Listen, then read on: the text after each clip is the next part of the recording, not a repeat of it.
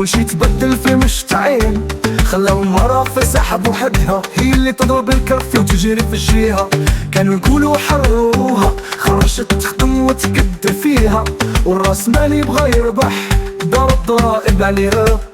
هي تخدم هي تربي هي تكون زوينة وطيبة وتبقى ثابتة وسط الحيطان. فين الراجل مشى بلا غضبة؟ فينك يا راجل فين كرامتك؟ وكنتي غير كتقول انا عندي الحق، لكن في الواقع ساكت ومبلوك كلها تشدت في نهارك بيديها.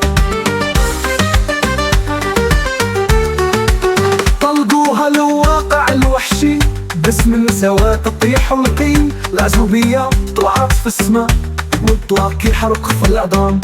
قالوا ليها كوني كاملة موظفة وزوجة وحنينة، وإلا ما درتيش انتي فاشلة والمجتمع يزيد يعنفك شتا.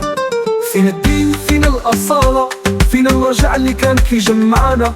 ولا الغرب هو اللي خطط لينا واحنا نصفقو ونقلبو بحال سخيط؟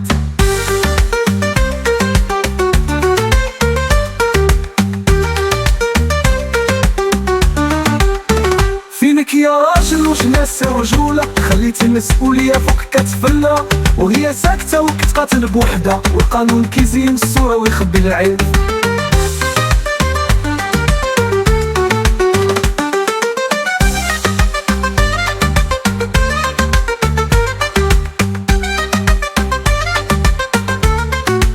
قالوا حرية وسواها بكلمة حلوة خدوها، خلوها في اللعبة بلانية خلوها في الساحة محروقة. خلوها تخدم وتكبر وتبقى في الدار تتكسر.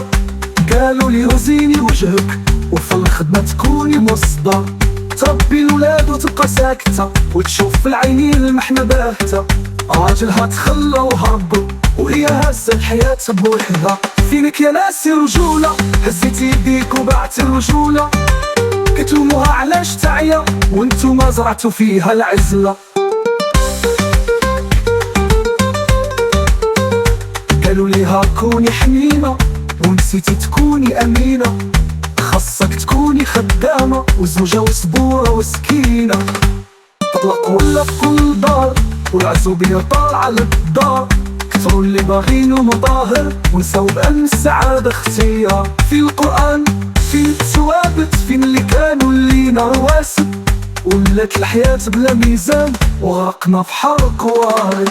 فينك يا ناسي رجولة هزيتي يديك وبعتي الرجولة، كتلوموها علاش تعيا وانتو ما زرعتو فيها العزلة. قالوا المساواة في الحروف لكن في الواقع كذوب وصروف، خلاو مرات تشقى وتسكت وتحمل جبال الحروف.